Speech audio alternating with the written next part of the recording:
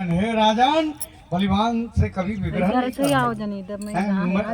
तृष्णा या मतिष्ठाद्य इधर ही बुला लो ना, यहाँ बैठ जाएंगे, उनको बुला लो, मति अलग आ आएंगे। जाती है तो वो कभी सत्कार जगह नहीं कहाँ करता है है। कहते हैं कि खलस्यम को मित्रम, जो खल आदमी है उसका कोई मित्र नहीं होता। ऐसे मेरे जो जीजा जी हैं आजा चलिए, वो ऐसे ही थे जैसे नेपोलियन ने जब कहा बुलाओ था, आराम से। एक वृद्धा स्त्री ने उसे रोका कि बेटा इन पहाड़ों पर मत चढ़ना, ये तुम्हारी जान ले लेंगे, ये तुम्हारे बस की बात नहीं है उस राज्य के ऊपर हमला करना।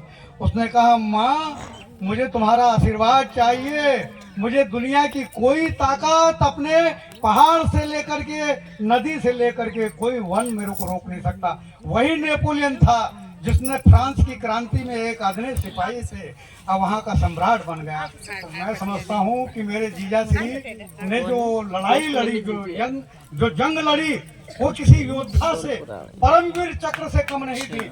उसको किसी गुणगान की जरूरत नहीं है, उसको किसी के यशोगान की जरूरत नहीं है। वह प्रतिष्ठा को, वह स्वयं के वैभव को, वह स्वयं की सुविधा को त्याग करके उसने वो संघर्ष किया है जो आज की पीढ़ी को उससे प्रेरित होना चाहिए कि हम भी ऐसे ही करें, हम भी वैसे ही हमारे जीवन को ऊपर उठाएं। जो आदमी हजारों की तादाद में एक खड़ा होकर के दर्शक की भांति खड़ा था और जिस ग्राउंड पर खड़ा था वहां भर्ती हो रही थी, उस भर्ती के दरमियान उन्होंने पुलिस के आयोजकों ने कहा कि आप क्यों खड़े हैं? बोले साहब हम इसीलिए खड़े हैं कि आप पूछे कि हम क्यों खड़े हैं। बोले क्या चाहते हो? बोले हम चाहते हैं कि आप हमें अवसर दो। देखो किसी तैयारी की जरूरत नहीं, जब जिसका दिल बहादुर होता है वो बिना हथियार के भी जंग जीतता है। और उन्होंने कपड़े उतार करके और दौड़ में खड़े होकर के और अपना नाम उस पटल पर सबसे पहले लगाया और उन्होंने कहा कि वाह यार तुम कहाँ से आए और कैसे बहादुर हो, कल से तुम ड्यूटी पर हाजिर हो जाओ।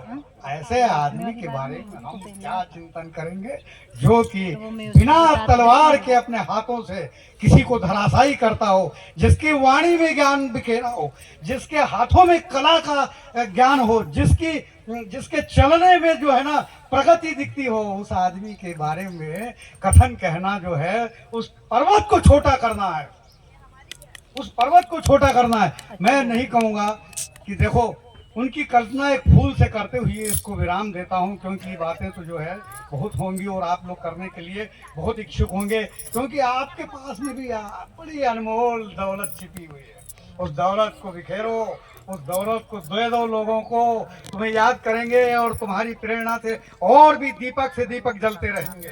जो दीपक की लौ उन्होंने जगाई है, तुम उस दीपक को मशाल की तरह जला दो और मशाल वो ऐसा बन जाए कि सूरज की रोशनी उससे कहे कि मशाल तू भी मुझे एक रोशनी दे।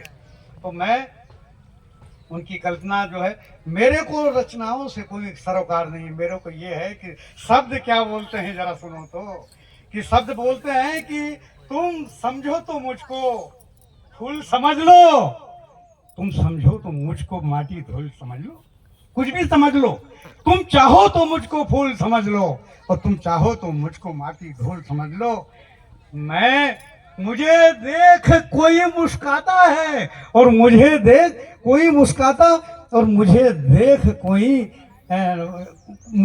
कोई मुस्काता और मुझे देख कोई खिलखिल जाता है।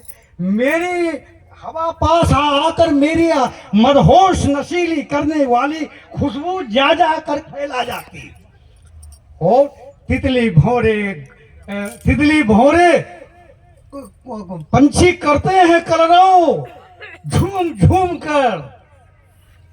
कर और मानव का मधुमय निकुंज हरियाले इस मधुमय में आतुर मन हो डूब जाता है। तुम चाहो तो मुझको फूल समझ लो, तुम चाहो तो मुझको माटी धूल समझ लो, तुम चाहो तो मुझको फूल समझ लो। मुझे देख कोई है मुस्काता और मुझे देख कोई अपने रंगों में खो जाता। पास हवा आकर मेरी मदहोश नशीली करने वाली खुशबू ज्यादा कर फैलाती है, और मधुमय के इस निकुंज हरियाले वन में हो आतुर का मन डूब डूब जाता है। तुम चाहो तो मुझको फूल समझ लो, तुम चाहो तो मुझको माटी धूल समझ लो। बहुत ही सुंदर। कदम ऐसा चलो